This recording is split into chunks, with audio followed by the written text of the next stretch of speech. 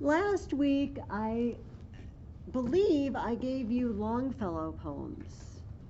Am I a week behind, or are we Longfellow? But, Yes. Yeah. Maggie, do you mind if I borrow your poems? Great. We read part of The Tide Rises, the Tide Falls last week. And I picked the snowflakes because I thought, oh, that it's snowing. You know, it's very appropriate. It's seasonally appropriate.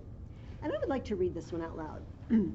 Out of the bosom of the air, out of the cloud folds of her garments shaken, over the woodlands brown and bare, over the harvest fields forsaken, silent, soft, and slow descends the snow. Love the alliteration.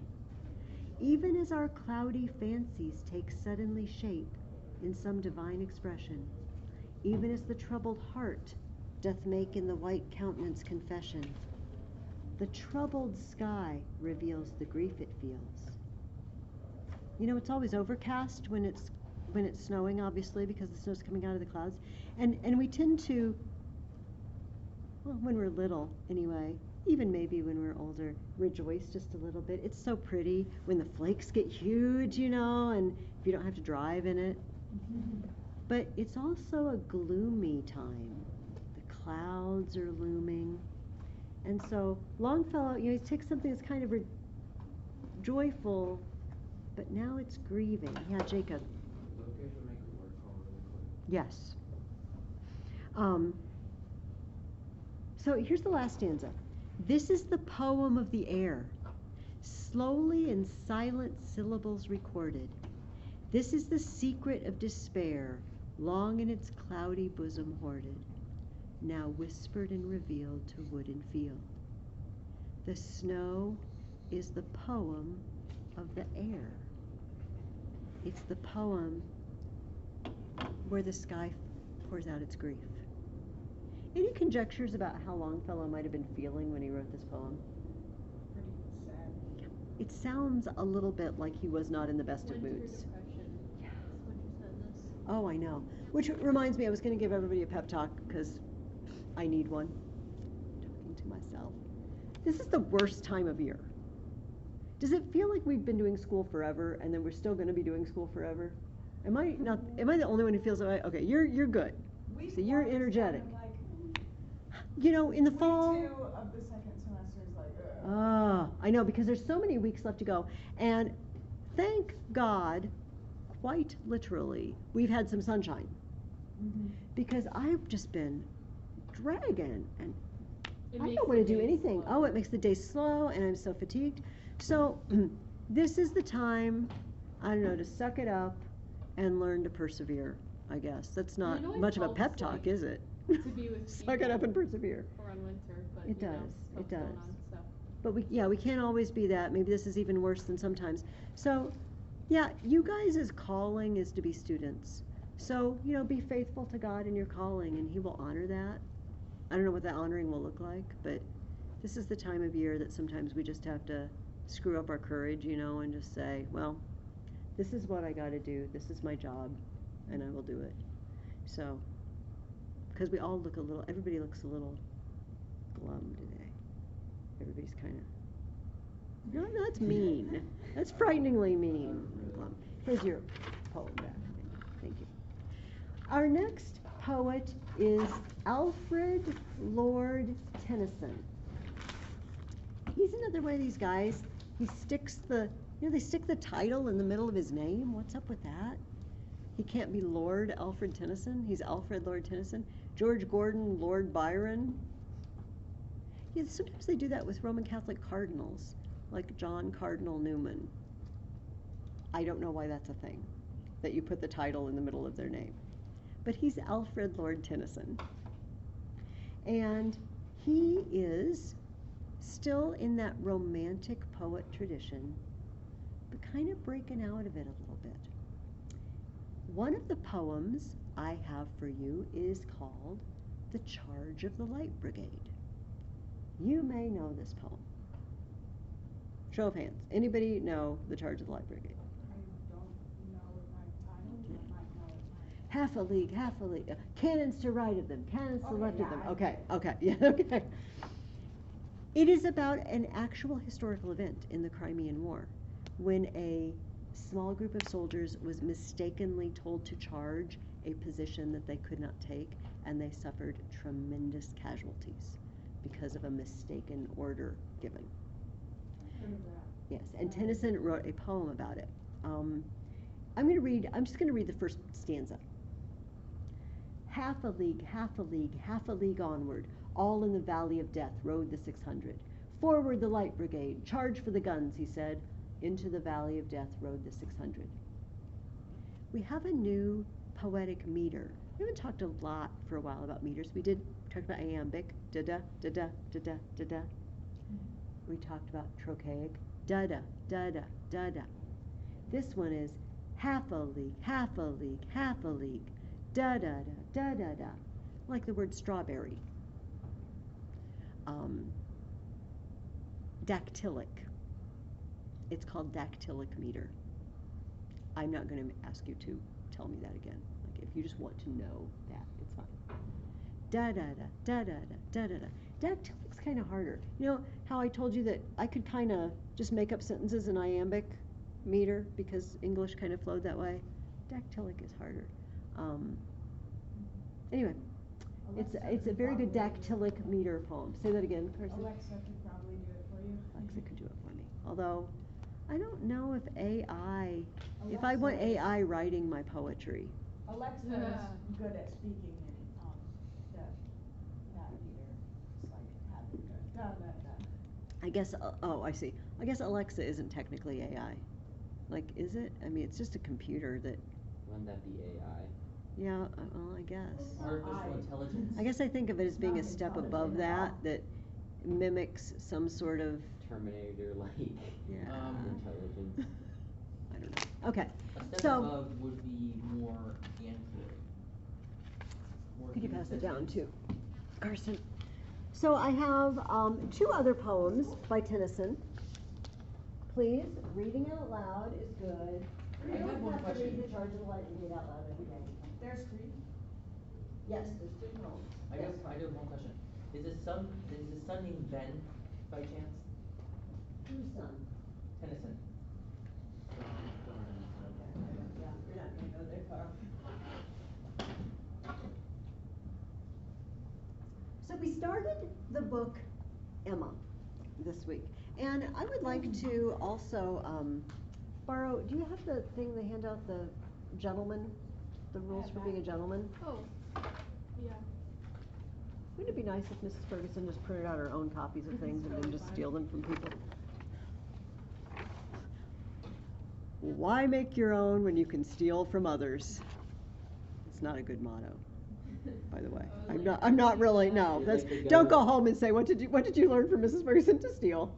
She told us stealing is good. You're like the government, you print off money, then tax it back. Yes, I do. Only briefly. I borrow it briefly. Well, the government thinks they're just borrowing it briefly too, don't they? So people have complained, and maybe you are one of these people. Nothing happens in a Jane Austen novel. Very little happens in a Jane Austen novel if you are looking for fights and chases and mystery and murder and mayhem. It's just like slow. It's like you have to be really paying attention. She's More blonde. like in a romantic. Oh, you're an anti-Emma, are you? No. Oh, no, you. No, I have. Yes. Oh, okay. I have a girl on Tuesday, and she just hates Jane Austen. I don't know. I'm trying to convince her. I otherwise. love reading Pride and Prejudice.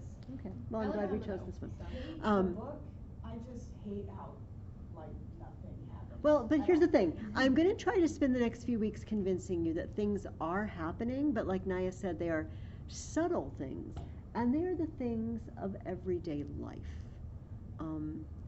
If you think about it, aren't most of our days just a little common and boring in life? I mean, if not for you, I'm happy for you. But I would say most of my days have been common, boring, and they're interspersed with celebration or excitement. I don't know if we could handle celebration and excitement every day. You know, that old, if it was Christmas every day, then Christmas wouldn't be special anymore, you know? And so, but that doesn't mean nothing's happening to us. We might feel life is boring or that nothing's happening, but we are interacting with other people, we're interacting with our families, and we're choosing how to do it. And, you know,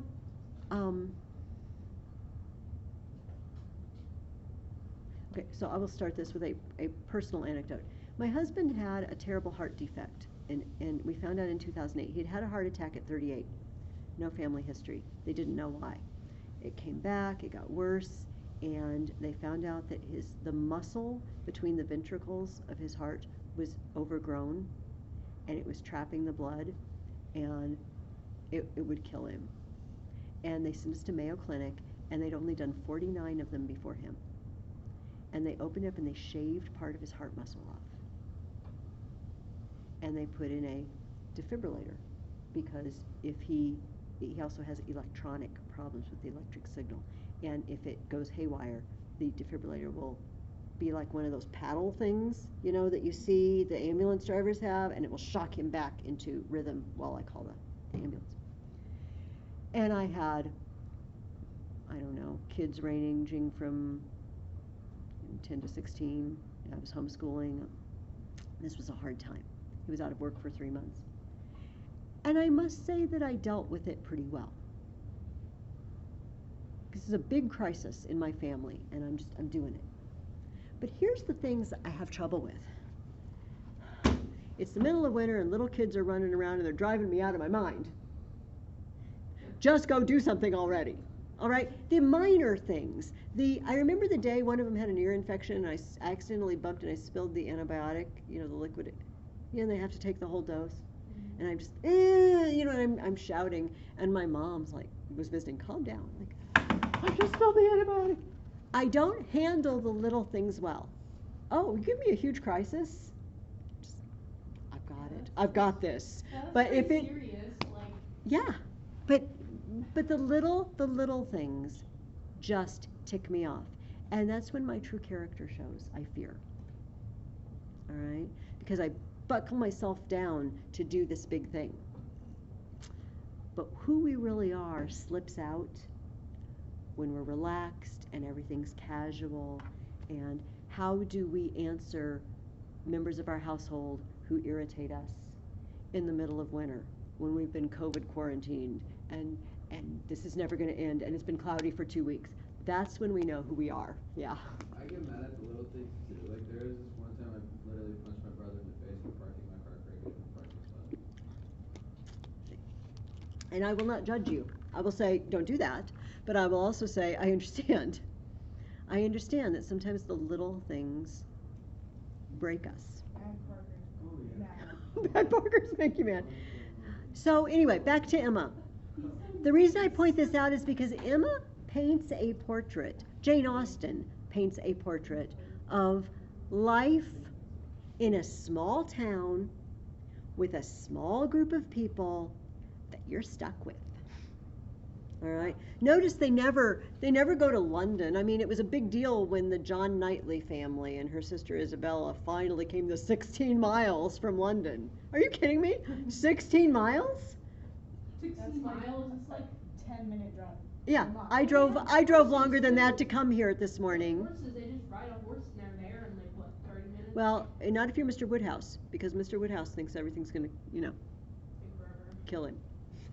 It's a little bit of a It was hypochondriac. like a big I deal to didn't- them when the woman got married and there she was like half a mile away. Yes. Like, So, Yeah, I was just talking to my dad. I was like, I read this one book, like Divergent, for instance, like this person like switches to like live in a different community and like it's all different for her and she doesn't know what to do. mhm. And then I read this book and they don't know how to get to their friend's house. It's like, what? Well, that's Mr. Woodhouse, and we will tackle him later. But in this small place, it sounds to me like Highbury has one road.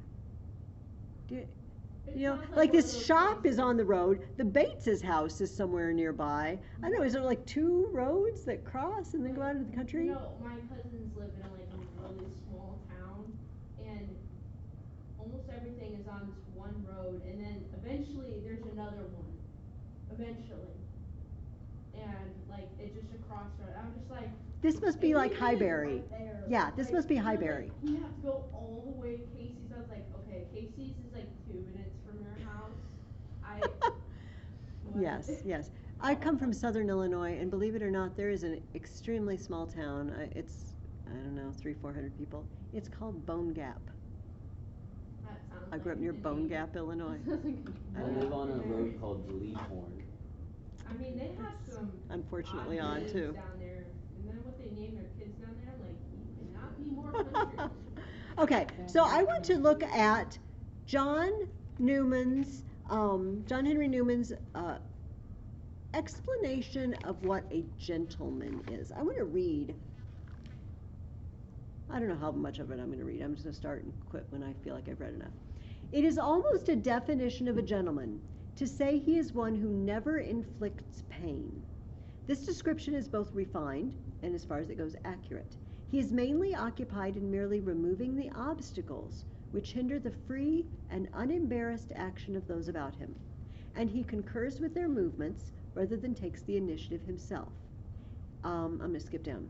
The true gentleman, in like manner, carefully avoids whatever may cause a jar or a jolt in the minds of those with whom he is cast.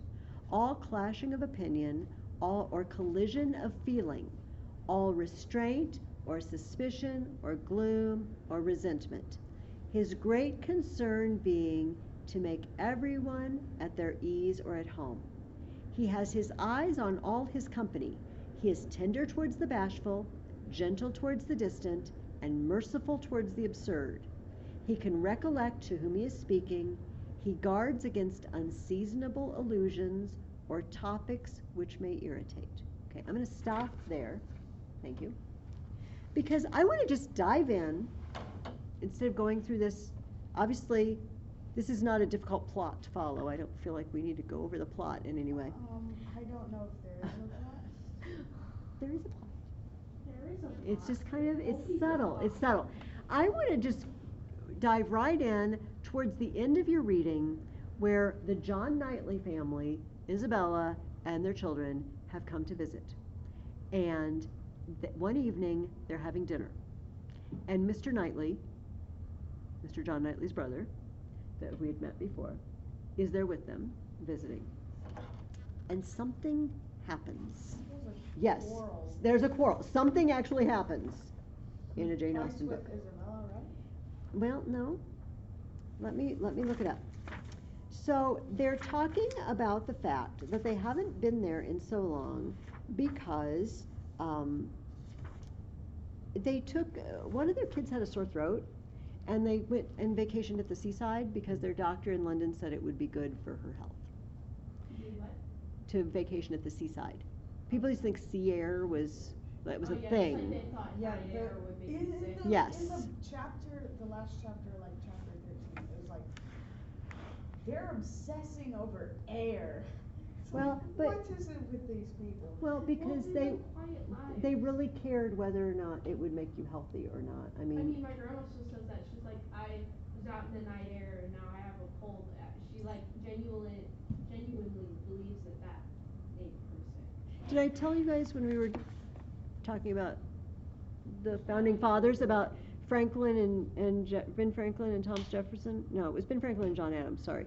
Apparently, once upon a time, they slept in an inn together. You know, people would share beds and stuff because there was a limited number of rooms, and they were traveling on business, and they had a fight over whether or not to open the window. Because Ben Franklin was very progressive. He's like, no, night air it's good for you. It's good for you. And Adam's like, no, it'll make you sick. And they had this argument about whether to open the window at night. But Ben Franklin was yay with the night air.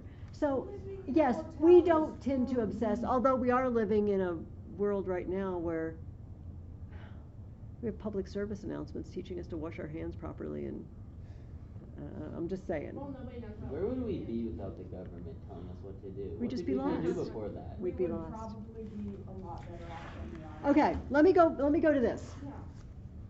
So they have, Mr. Woodhouse has a doctor, Mr. Perry, sorry. And Mr. Perry is his dear So that's who he is. friend. He's the doctor. And Mr. Woodhouse, being rather of a hypochondriac, you know how he only thinks you should eat gruel, and he doesn't want people to eat cake at the party, because cake's, and you know what? Okay, cake is not the best for you. I We'll- mean, we'll grant him it's that. good to have, actually, it is actually good to have some sugars every once in a while. Kind of boost your energy. Can I quote you on that? Yeah. Next time I want some I mean, sugar? like, Naya said I Hey, could. Doctor, Mrs. Ferguson, you have to give up on that sugar. Well, one of my students told me. Calories, One of replacing my them with students sugar said is sugar good for you. Okay, well. Sugar is good for Yeah, your you have to body. discuss that in your science or nutrition It portion only of your works day. for certain sports. So they keep, Mr. Woodhouse will not let it go, basically. Now, remember, these are people who have known each other pretty much all their lives. The Knightleys live at Donwell Abbey, which we don't know how far away it is, but it's not far. Mr. Knightley is known to just walk over. It can't be more than a couple of miles away, right? It's probably like a mile away, Yeah. cause everything. Because they said Randall's, where Mrs. Weston is half a mile. They mentioned it. So, Isabella and Emma, the two sisters, their dad, and the Knightleys that they've probably known since childhood. No strangers here. So everybody's, again, remember we're talking about, you relax around your loved ones, and that's when the irritations come out, right? And you need to be on your guard. So Mr. Woodhouse is just got it in his head that they just made a terrible mistake going to the seaside. And right at the end, okay, just a second. Okay. My dear, as Mr. Perry says, where health is at stake, nothing else should be considered. This is Mr. Woodhouse. And if one is to travel, there is not much to choose between 40 miles and 100, because he's saying Mr. John Knightley should have taken his family to a better, more healthy place 100 miles away instead of 40 miles away. Better not move at all. Better stay in London altogether than travel 40 miles to get into worse air. This is just what Perry said. It seemed to him a very ill-judged measure. Emma's attempts to stop her father had been vain, and when he had reached such a point as this, she could not wonder at her brother-in-law's breaking out. Mr. Perry, said he, in a voice of very strong displeasure, would do as well to keep his opinions till it is asked for. Why does he make it any business of his to wonder at what I do, at my taking my family to one part of the coast or another? I may be allowed, I hope, the use of my judgment as well as Mr. Perry. I want his directions no more than his drugs. He paused, and growing cooler in a moment, added with only sarcastic dryness, if Mr. Perry can tell me how to convey a wife and 5 children of a distance of 130 miles at no greater expense of inconvenience than a distance of 40, I should be as willing to prefer Cromer to Southend as he could himself. Okay. Mr. John Knightley, sick of Mr. Perry, and being told he didn't do the right thing for his family. And we see this, and you're going to see more in this upcoming reading. Mr. John Knightley is a little edgy. You know, he's not easygoing. So why is there a Mr. Knightley and a Mr. John? Okay, to distinguish them. One of them is named John and one of them is named George. John is married to Isabella, and they live in London. But the Mr. Knightley that keeps visiting them, that lives nearby, we find out in this chapter his name is George, but he's just referred to as Mr. Knightley. Does that make sense? So they're 2 brothers, and they're both Mr. Knightley.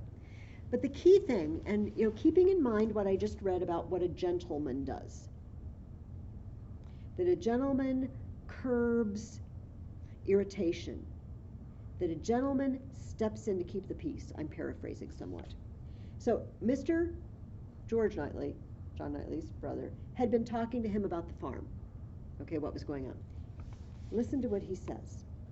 True, true, cried Mr. Knightley, with a most ready interposition. Very true. That's a consideration indeed. But, John, as to what I was telling you of my idea of moving the path to Langham, and he curves him back. But let's talk about the farm. Yes, yes, John, but let's talk about the farm.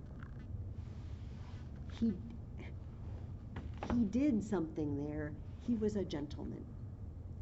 He stopped his brother from going off and getting angrier and angrier by just a little tiny movement, you know, to step in and redirect. And if you notice, in the same chapter, Emma does it too. She has her faults, but she can make good decisions. She was off at one side at one point in this evening with Isabella, her sister, and her dad. The three of them were talking. And Mr. Woodhouse just wouldn't let that sore throat thing go again. And she says,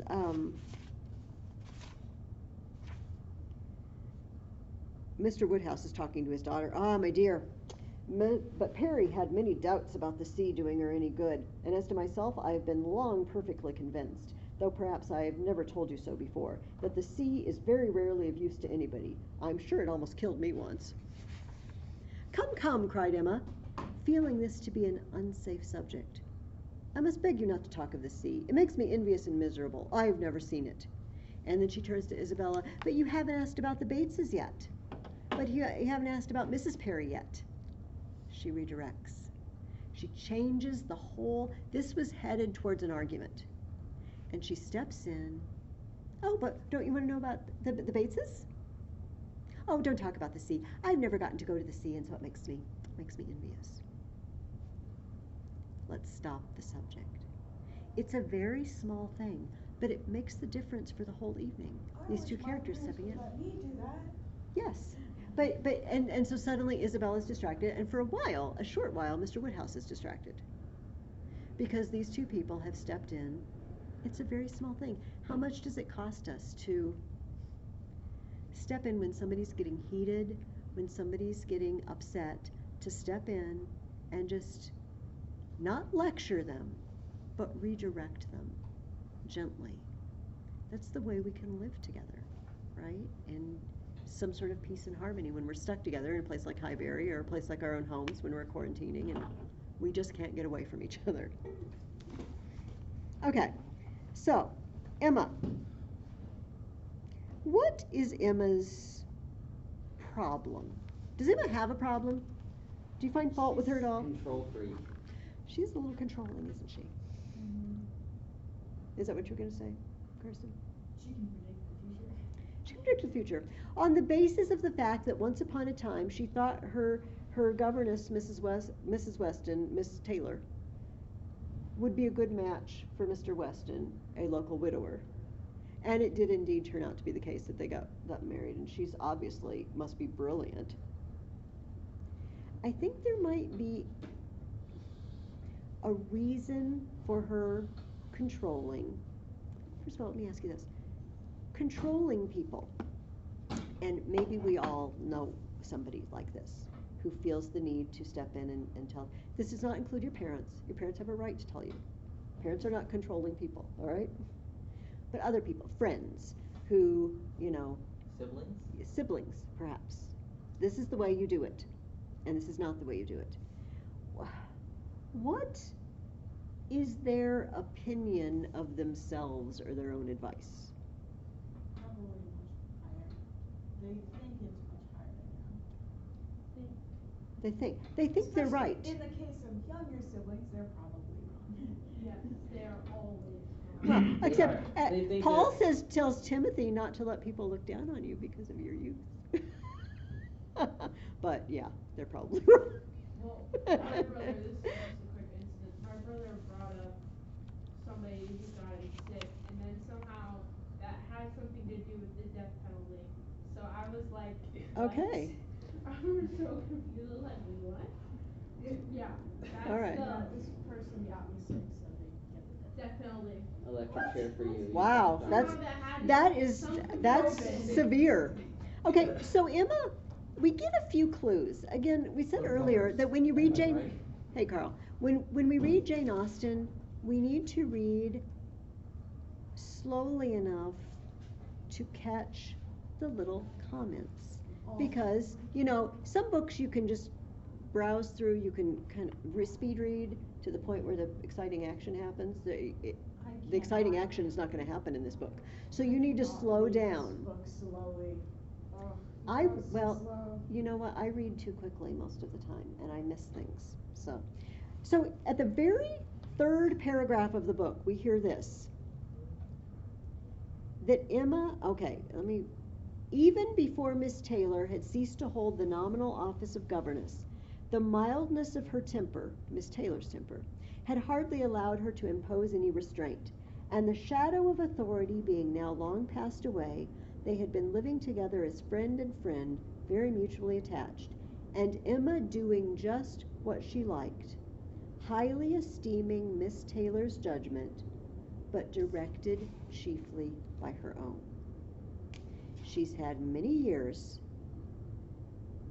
of doing things her own way. And it said, Jane Austen continues, the real evils indeed of Emma's situation were the power of having rather too much of her own way and a disposition to think a little too well of herself. So she's a bit spoiled. She's a bit spoiled. Now think about her dad. Her dad, her mom has been dead for many years. Her dad is a little self-absorbed with his health, but we also hear in several places her dad thinks she can do no wrong, right? Miss Taylor, Mrs. Weston, thinks she can do no wrong. Who's the only person? Mr. Knightley. Mr. Knightley. You're wrong. He calls her out. You're wrong. I don't like your relationship with Harriet Smith. I don't like your opinion of Mr. Churchill. I don't like your matchmaking. If you just applied yourself, you could accomplish more things. He's the only person in her entire life who will say, your opinion isn't always right. Everyone else is just very, very complimentary. It must be very difficult to see oneself rightly when that's what you're surrounded with. We have several episodes of this, of characters, yes men, as they say, people that just always agree with you. I feel like it's when the Knightleys come. Let's see if I can. Oh, okay. It's describing Isabella. First of all, it's describing Mr. John Knightley. Mr. John Knightley was a tall, gentlemanlike, and very clever man, rising in his profession, domestic, and respectable in his private character, but with reserved manners which prevented his being generally pleasing. He was not an ill-tempered man, not so often unreasonably cross as to deserve a reproach, but his temper was not his great perfection, and indeed, with such a worshipping wife, it was hardly possible that any natural defects in it should not be increased. The extreme sweetness of her temper must hurt his. Is being around people that agree with you all the time helpful or hurtful? That's what they call an echo chamber. Because you just hear your own thoughts, voice, opinions echoed back to you. And that oftentimes makes you more deep set in your own opinions, which isn't always a good thing. I mean, sometimes it's a good thing, especially with the faith in Jesus. That is a good thing, to surround yes. yourself with people who believe the same as you. But other times, on less trivial, I guess, subjects, it's good to surround yourself with people that don't believe like you, so you can hear other opinions. But is that a place that we, I don't know, and maybe this is part of personality thing, but do you think in general that we gravitate towards those agreeable people and that it can be more difficult to spend time with people that, and I don't mean someone who finds fault with everything you do, that controlling sort of person that we were talking about earlier, but someone who can challenge you. Says, I think it's one of the Proverbs, as iron sharpens iron, so one man sharpens another. All right, but not if you don't have any friction, Yeah. right? Go ahead, Well, Naya. it depends on what it is. Like, what if it's like just normal, like my opinion on this football game, blah blah. Yes. Now that's easy to get over. Mm-hmm. But when it's like, let's say, political, then you're in a way different boat. Yeah. And to take it even farther, if it's something that is critical to the well-being of the other person. Or if it's like that's like the only thing they think about, or if it's like they believe something that's so far outside of like even like just what should be appropriate, then there's like yeah, I probably don't like to surround myself with these people or even have any sort of argument with Yes. these people. But being with people that will notice your faults, and while accepting who you are, try to help you be a better person. That's is another. I think it's another proverb. I can't remember the whole. The first part. You know how many of the proverbs have this double? There's a beginning and an end. Yes. And this isn't one of those antithesis ones. It's something about an enemy, but the second part is, but the wounds of a friend can be trusted. The wounds of a friend can be trusted. Because they will tell you, you are wrong. And so Emma has no one to do that except Mr. Knightley. It sounds like Mr. John Knightley has a wife. Not that women should be constantly arguing with their husbands and calling them out on every single thing, but husbands and wives mutually have a duty to help each other become more virtuous. And Isabella's not going to do that. She is another one of these yes men, except she's a woman. Yes people. Well, I mean, in that time frame, it was kind of easier to do that. It wasn't big on, you can speak out against me. No. Although we do meet Mrs. Churchill. We don't meet Mrs. Churchill ever, but we get the idea that Mrs. Churchill is a very pushy lady who has her own way in her own household, and it's quite possible that Mr. Churchill is a little bit of a doormat. Well, if you haven't read this book, you'll meet them more eventually. Interestingly, right in this same paragraph where we're discussing Mr. John Knightley and his wife, it says, he was not a great favorite with his fair sister-in-law, meaning Emma. Nothing wrong in him escaped her. She picks John Knightley apart if he speaks sharply to one of the children, if he's not agreeable, if he's not social enough. She, who apparently doesn't think she can do much wrong, is very quick to see the faults in somebody else. Do you think there's a relationship between those two things? Do you think that people who think very highly of themselves are quicker or less quick to find fault with other people? Quicker. Well, They compare themselves. if they self-promote themselves to almost a level of profit, they would be quick to rebuke someone else. Mm-hmm. I can attest to that. Sounds like a story, but maybe we don't want to hear the story, Carl. It sounds like it might Consider bring it up ugly every single things. day at my house with me and my brother. Okay, okay. Brothers, Well, again, and that's what we said, right? Places where you're trapped with people day after day are the places where our true character really bubbles to the surface and comes out.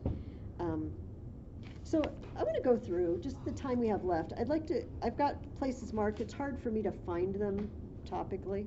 So I'm going to go through some interesting things. And the first thing is Mr. Woodhouse. Let's go back to him. because one wants it. Poor Miss Taylor. He feels like every marriage is just a tragedy because it breaks up the family unit. Poor Miss Taylor. I know she'd rather be here. Poor Isabella. I know she'd rather stay here. Despite the fact that both of these women are very happily married and in pleasant surroundings and circumstances.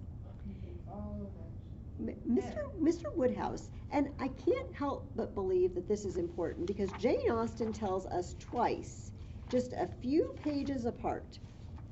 This is what she says. He could never speak of her, Miss Taylor, but with compassion, though it had been entirely a match of affection. When he was now obliged to part with Miss Taylor too, oh, I guess the first part he was talking about Isabella. Now he was obliged to part with Miss Taylor too. and from his habits of gentle selfishness, and of being never able to suppose that other people could feel differently from himself. That he thinks Miss Taylor is unhappy. Then, just a few pages later, his own stomach could bear nothing rich, and he could never believe other people to be different from himself. Have you ever, okay, I will ask you the introspective question that you do not have to answer.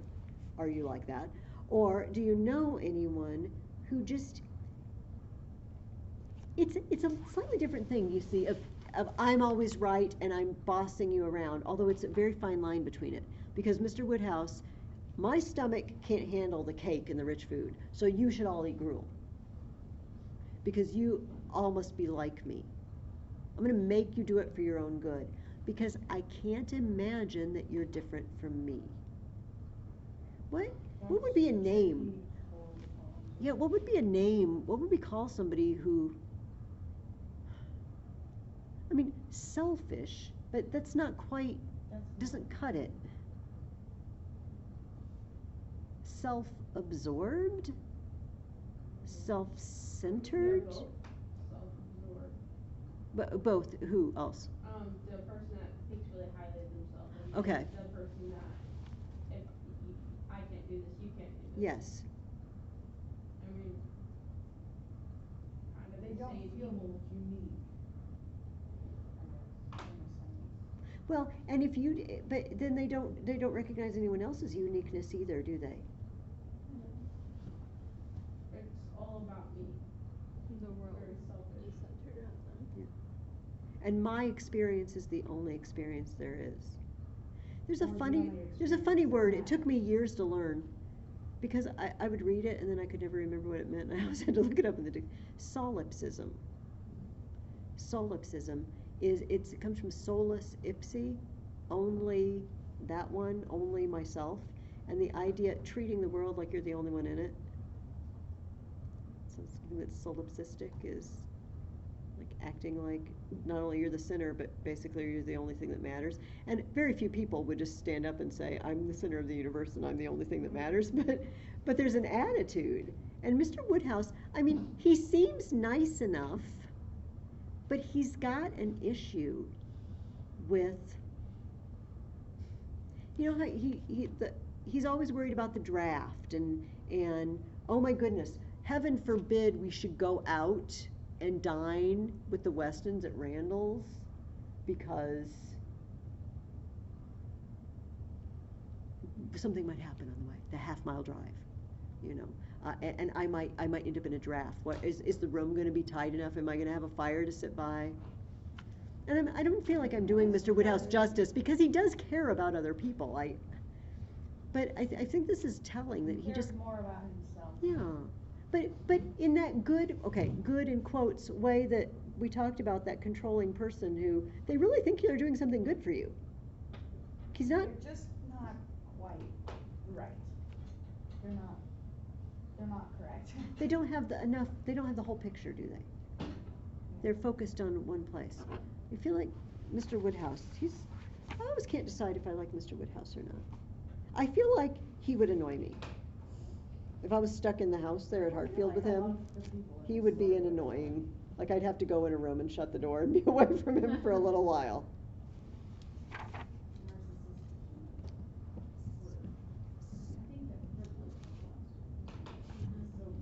Yes.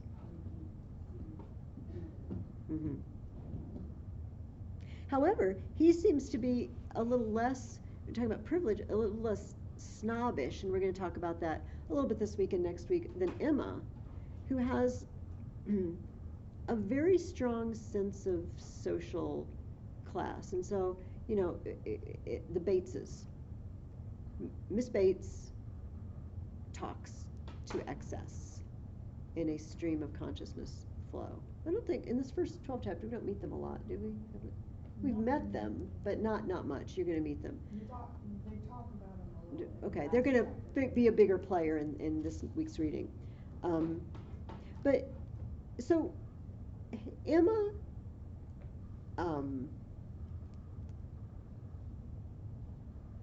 just a second. Okay.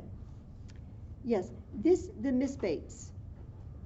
This is the first description we get of this lady. She's a spinster, lives with her elderly mother, and has a niece named Jane Fairfax, who is beloved of all, yes. And everybody thinks, oh, Emma and Jane Fairfax ought to be best friends because they're the same age and they grew up together, or they didn't grow up together in Highbury, but they have known each other their entire lives, apparently. This is how Miss Bates is described. She loved everybody, was interested in everybody's happiness, quick-sighted to everybody's merits. All right, we saw Emma described as there was, I don't remember the wording, she was very quick to find fault with Mr. John Knightley. There was nothing wrong in him that escaped her. Miss Bates is the opposite. She says, quick-sighted to everybody's merits, thought herself a most fortunate creature, and surrounded with blessings in such an excellent mother and so many good neighbors and friends, and a home that wanted for nothing. The simplicity and cheerfulness of her nature, her contented and grateful spirit, were a recommendation to everybody, and a mine of felicity to herself.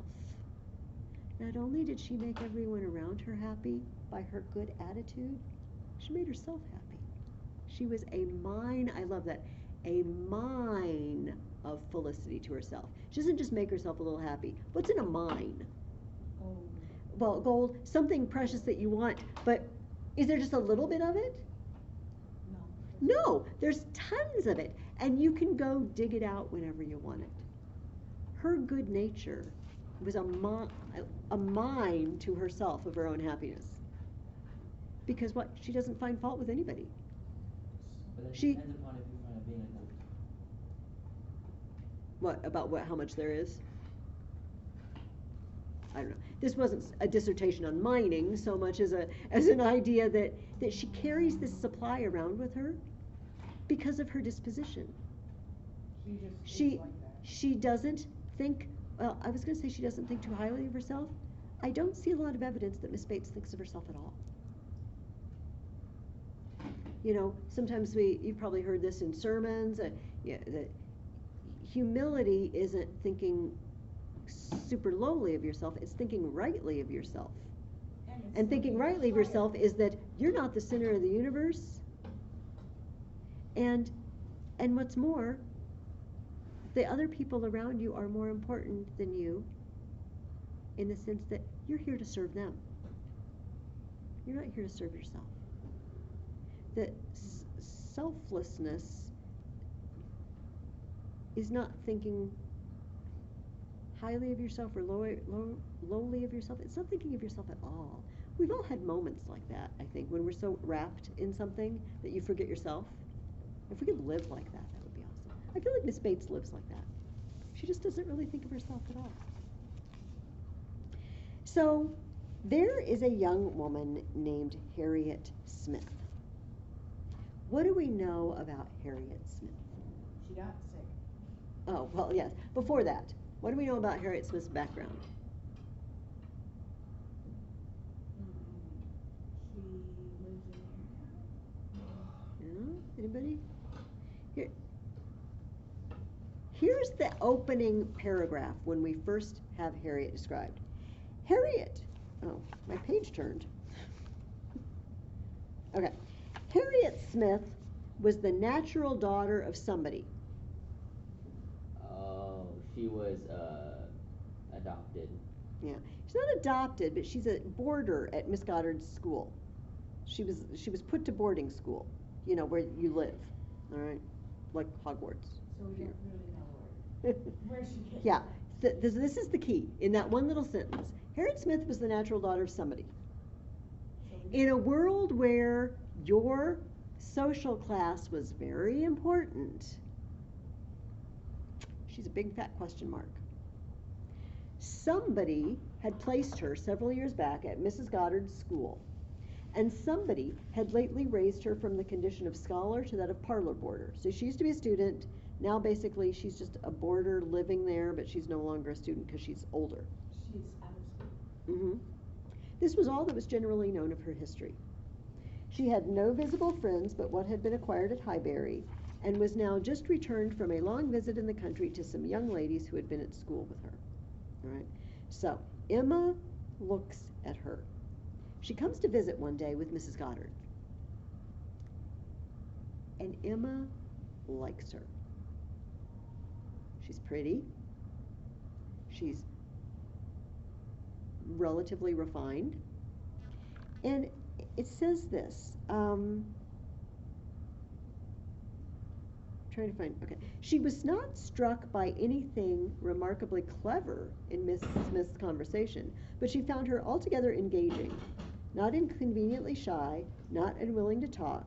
And skipping down, it says, everything was so superior a style that she must have good sense and deserve encouragement. Encouragement should be given. I'm going to take this girl under my wing, and I'm going to make her what she should be. Because, of course, I know. Mm-hmm. And then, but then a few pages later, oh, I hope, I didn't mark it, I hope I can find it.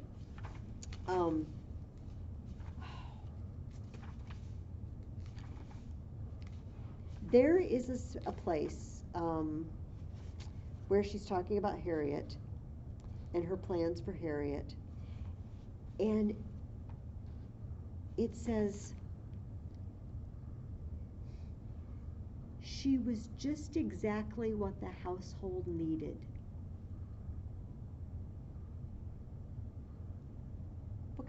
What do you describe as something that is just what your household needs?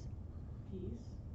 Well, no, I mean, yes, but what sort of context might I say, oh, that's just what I need in my house? Like the perfect thing, like a thing, not even A person. thing, like when you're shopping.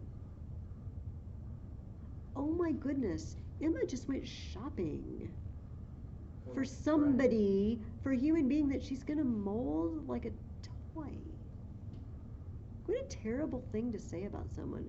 You're just what I need. And the paragraph that I can't find, that comes right before that, leading up to that comment, was how now that Miss Taylor is gone, because women in that society didn't usually go on walks or go abroad alone, she didn't have anyone, and she said it would be nice to have somebody that she could summon up for a walk whenever needed. It's like a servant. Like you're ringing the little servant bell. Harriet, I want to go for a walk now. All right, again, Emma doesn't see it that way. Here's this deserving young woman who Emma has decided must have gentleman father. On no basis whatsoever, except the fact that Harriet's pretty and pretty good-natured. Obviously, she comes from a good family. Obviously, those Martins that she's been hanging around with, she's too good for them. Did she have a lovely time with the Martin family, Harriet, for 6 weeks? Does it sound like she had a lovely time? Oh, yeah. And, as we find out, Mr. Robert Martin is kind of sweet on her. But she says, oh, I found it. Just this is one whom she could summon at any time to a walk. Yes, Harriet Smith's being exactly the young friend she wanted, exactly the something which her home required. Wow.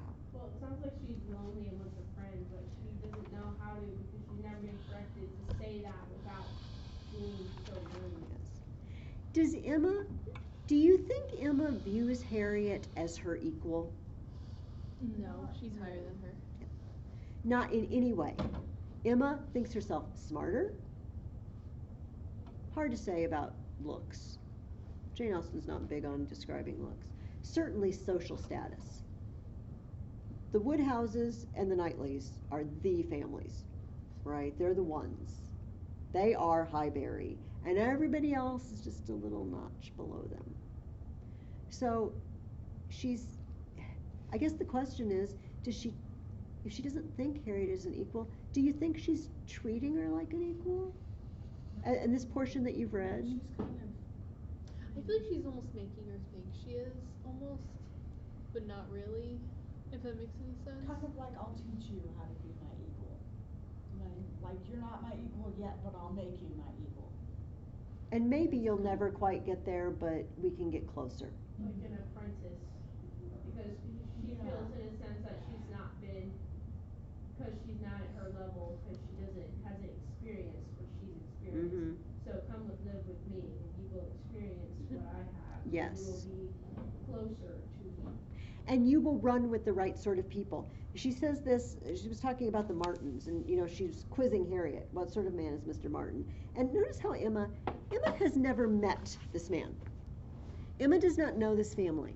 And she's just decided on the basis of the fact that Mr. Martin is a yeoman farmer class, that he must be unrefined and boorish and, say again, Naya? Don't they live like not too far from me? Yeah, but again, notice that, They're- well, the Martins live out in the country a little bit, but certain social circles at this Yeah, time that's did true. not It's the same mingle. thing with our It's like society. even if you live in Washington have D.C., changed. it doesn't mean you personally know Mr. Yeah, Trump. except It's like, except the fact that there are a lot fewer people living in Highbury Mhm. than DC, I'm sure.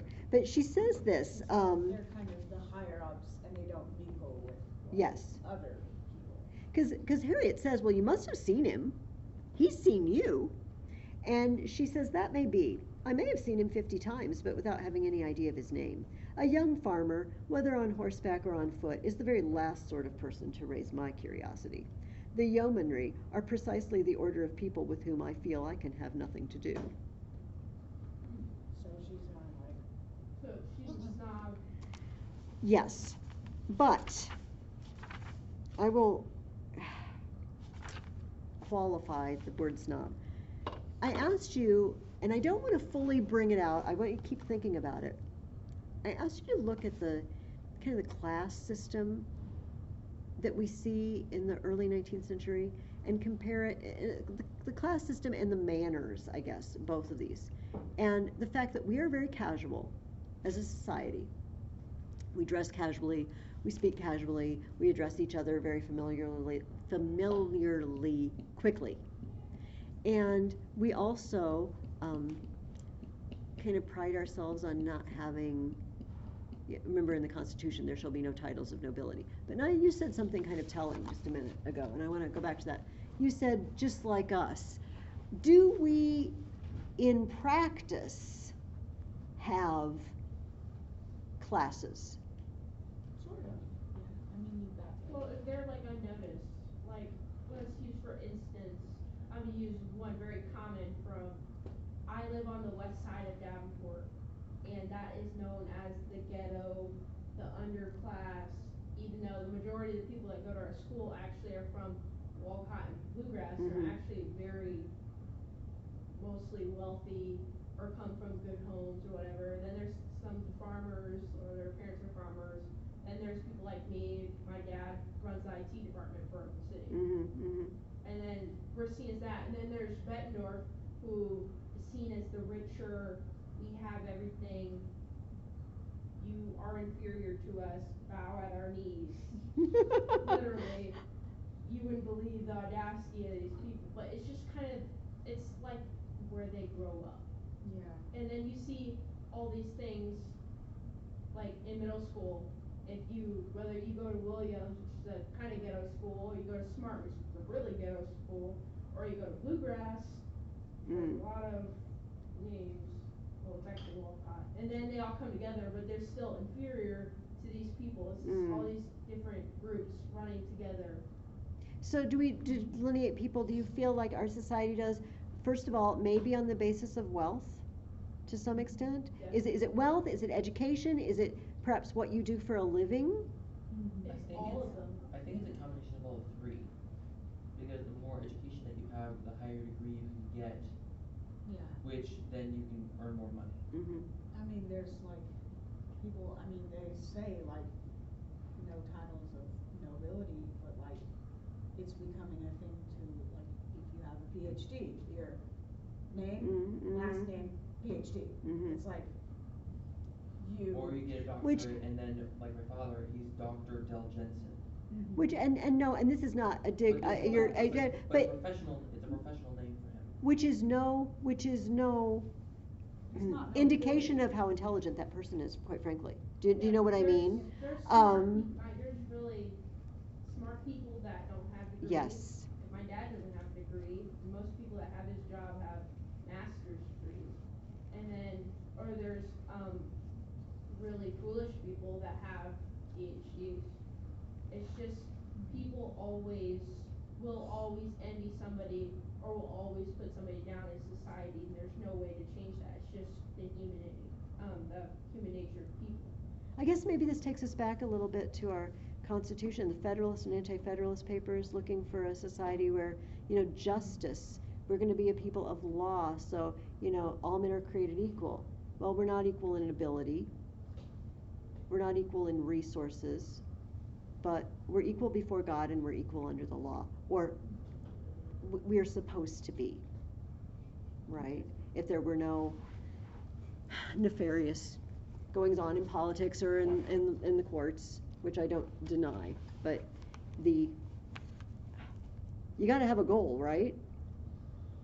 Even if you don't reach the goal, and our goal is that all of us are equal under the law, but in practice, it's not, in her world, it's known to everybody. Like, we all know, we all agree, you have the lowest, the people in poverty, the very low class. Then you have the Mr. Martin, area. Then you have the Bateses, who are sort of a good family, but they've fallen on hard times. Then you have the Woodhouses and Knightleys that are up here, and we all know our place. I want to come back and visit that again as we read through it and look at the difference between them and us.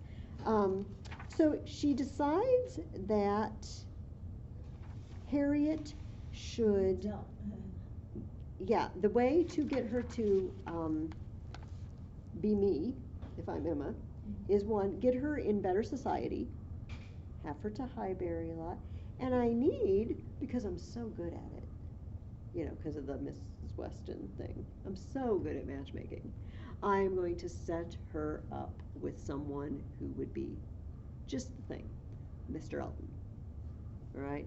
The vicar, the preacher, the parson of the village. He's not particularly wealthy, but he's got good manners. He's got a respected position, and so she cooks up this plan. And who's the only one who says, I hope that's not what you're going to do because it's a bad idea? Mr. Knightley. Mr. Knightley. Like, no, I hope you're not thinking. First of all, how does he feel? How does he feel when Harriet turns down Mr. Martin's proposal of marriage? How does Mr. Knightley feel? What the heck? Yeah. Exactly. What? What were you thinking? What? This was a chance for her happiness. He's a good man. He has a prosperous farm. Who do you think's going to marry Harriet? We don't know who her family is. And she's not very bright. But Mr. Martin likes her. You may have just destroyed her only chance for happiness. And oh my gosh, I hope you're not looking at somebody like Mr. Elton. Because I'll tell you what, when Mr. Elton is with the men, he lets his true colors show. He's like, I'm not just going to marry anybody. I'm going to marry up. I'm going to marry money. I'm going to marry prestige. And it's like, oh, Mr. Knightley, you're just wrong. She doesn't really say that. She just, remember also something else. It tells us early in the book, Mr. Knightley is 37, 38 years old. He's in his late 30s. Emma's in her early 20s. So one would think, first of all, she's very familiar with him. She's known him all her life. But you would think that just life experience, that she might think, maybe Mr. Knightley knows things I don't know. No, I mean, no, why would I think that? Kind of lives in the whole mindset that she is not wrong ever, and everybody grants her that ideal. So I mean, imagine if you lived your whole life where I'm never wrong. I guess your mindset would probably be a lot different than it is Yes. today. Yes. Mr. Knightley expresses his concern to Mrs. Weston when he says, this is not a good friendship. This is not the sort of friendship we were talking about a while ago where each will make the other one better. They will not help each other. And he says about Harriet, her ignorance is hourly flattery. Harriet isn't smart enough to know Emma's wrong Well, can't she and will see never that, call her out. though? I mean, like, she must really be, kind of an airhead if you can't see that your only eligible guy that's probably gonna make you happy against this guy who's kind of a jerk. She is an airhead, Naya. I think that we see her later in the reading I think you're going to do for this week, and I don't remember if it's this week or the week after, but she goes to the store and she can't for the life of her choose a color of ribbon at Ford's store. And then there's I think this is what you're going to read for next week. She goes to the same place and she's having a dress or some material delivered, and it takes her forever to decide whether or not it should be delivered to her home at Mrs. Goddard's or to Highbury, because she visits and she keeps going back and forth. She can't do anything by herself. Mr. Elton makes up those riddles. Remember this, when Harriet's going to make a riddle book, and Mr. Elton makes up riddles and this cute little pastime, and yeah, Harriet would never in a billion years figure out a riddle. And that's why because Mr. Elton said something, your ready wit, the word will soon supply, and Emma's like, ready wit? I don't think so, not in Harriet. Well, it's nice of him to think so. Yeah, she's not very bright. I don't know how else to say it. She's indecisive and she's gullible and easily led. But he goes on, so that's the problem that it's going to be for Emma. Emma's going to have yet another person who constantly telling her, yes, Emma, is going to make her even worse than she is. Then he says about poor Harriet, she will grow just refined enough to be uncomfortable with those among whom birth and circumstances have placed her home. She's going to pull her up, and she's going to get used to nice things and used to genteel, elegant company, but that's probably not where her destiny lies. Because she's, at the moment Emma leaves, she's just going to be dropped back down. Yes, but she's not going to want to hang with the Martins anymore, because she's going to think, but I'm too good for them. I'm too good for that. She's going to think highly of herself because of Emma, even though she's not Emma. Yes. Yeah. So she's going to have a distorted, when she looks in her mirror, she's going to have a distorted appearance of herself, a distorted feeling of who she is. Because you have a rich friend, but when that rich friend leaves, you don't really feel comfortable with the rich people or the poor people, and so you're kind of just like. Yes. So she's damaging Harriet's not intelligent but good-natured acceptance of the people that are really her social equals. She paints the picture of Harriet. Remember that? And first of all, okay, how many of you know what's going to happen in this book? Like, you know the story. Okay. How many people think Mr. Elton and Harriet are going to get married? Is Mr. Elton interested in Harriet? Least the last chapter is kind of like, up until chapter 13, it's like, sure. But then chapter 13 is like, that's going downhill. It's going downhill. We get, I mean, not to spoil it completely, but we get some clues. She paints this picture, and Mr. Elton goes above and beyond the call of duty to go get this beautiful frame, and makes these riddles, and is very concerned about Harriet's sore throat there towards the end of your reading. But there's something off. When she does this portrait painting, this whole episode, this is another one of those nothing happens but here's something happening, okay, moments that you can look closely at. We learn a lot in this whole episode.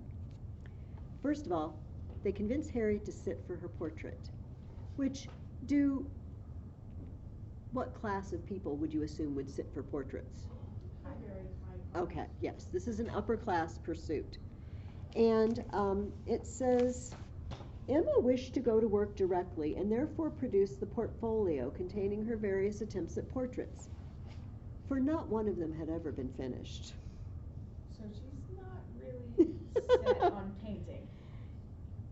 She's not really set on anything. She doesn't follow through. Her many beginnings were displayed. Miniatures, half-lengths, whole-lengths, pencil, crayon, and watercolors had all been tried in turn.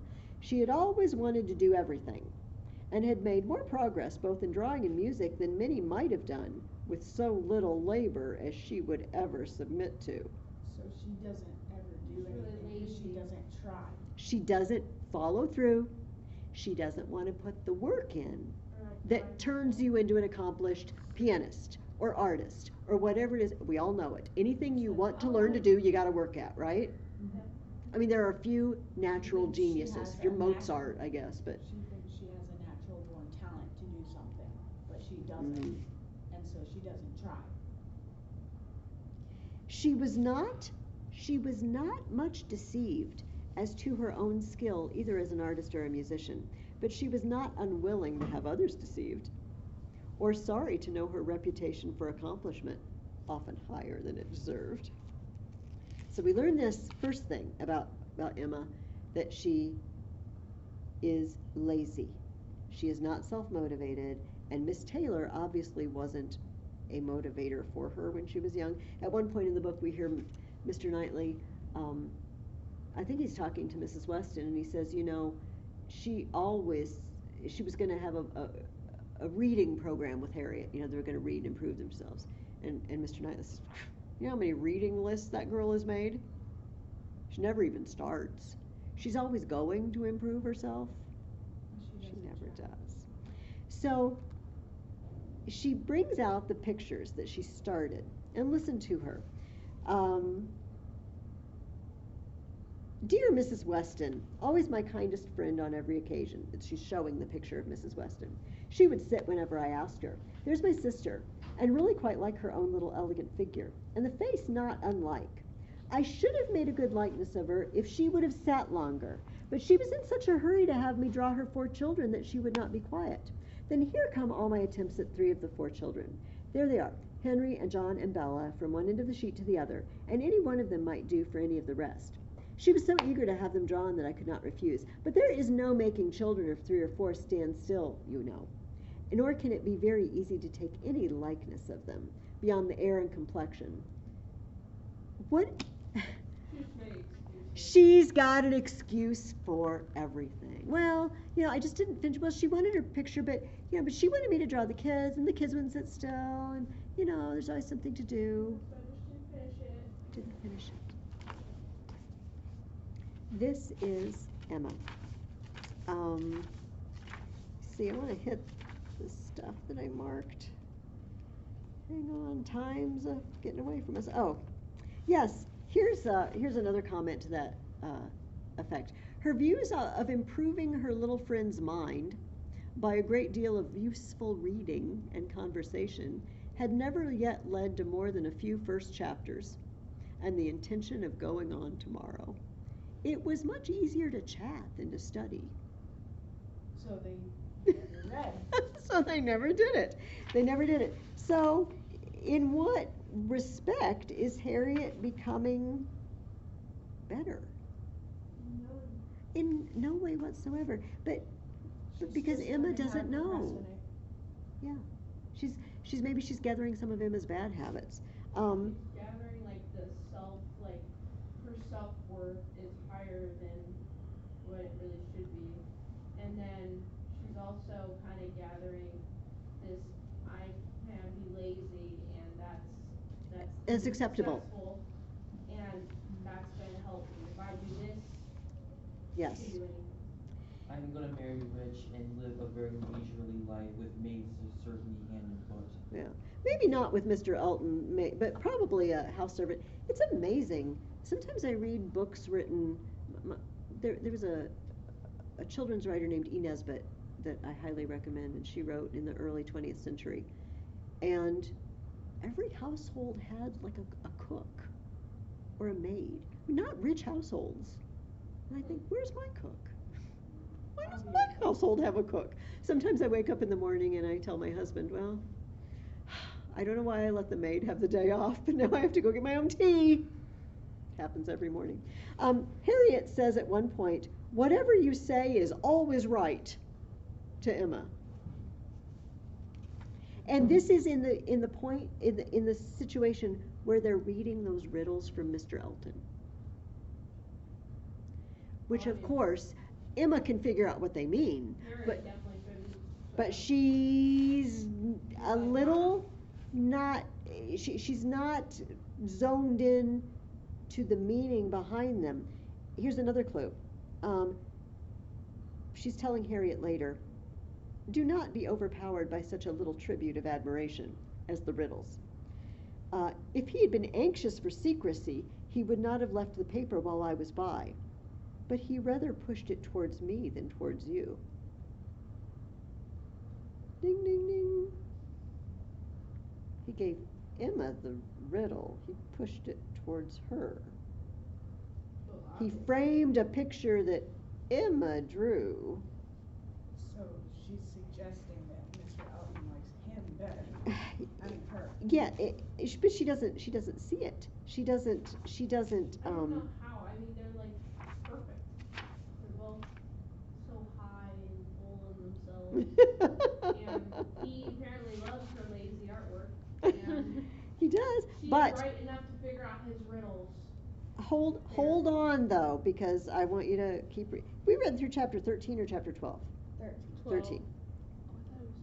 Oh, I don't know. I think I sometimes tell people different things depending on how I'm feeling. Read up in chapter 14 or 15. It kind of matters. Did you guys read where Mr. John Knightley told Emma that she was being a little too familiar with Mr. Elton and she was going to give him the wrong idea? Does anybody remember that? I wouldn't remember. Okay, then we're going to say you're starting with chapter Is that 13. the part where they're outside and he's inside the coach and he says he's friendly with you? Yes. Yeah, okay. Now I Oh, read you that. did read that? I don't remember if I said. Maybe If I've read that or not. I've read the book. Okay, okay. So some people know. I'm gonna, because we're running out of time. I'm gonna hit that and then we'll wrap it up. Mr. John. Okay, Mr. John Knightley sees Mr. Elton with Emma.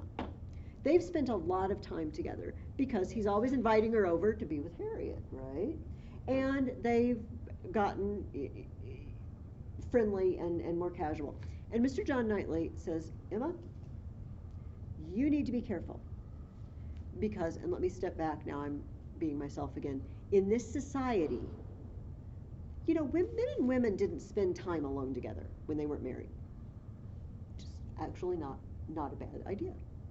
And so the way you communicated your affections, your interests, if a man showed any particular attention to you, this is a sign. I'm interested, I want to get to know you better. I'm interested in you.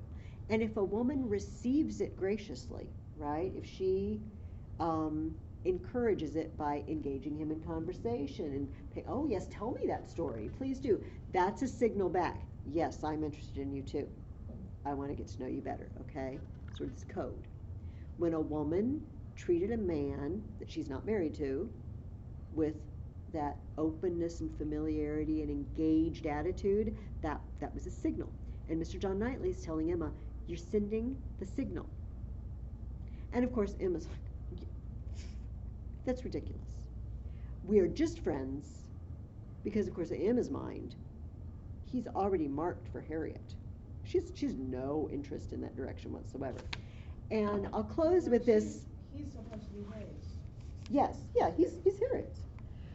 This hilarious comment that Jane Austen makes.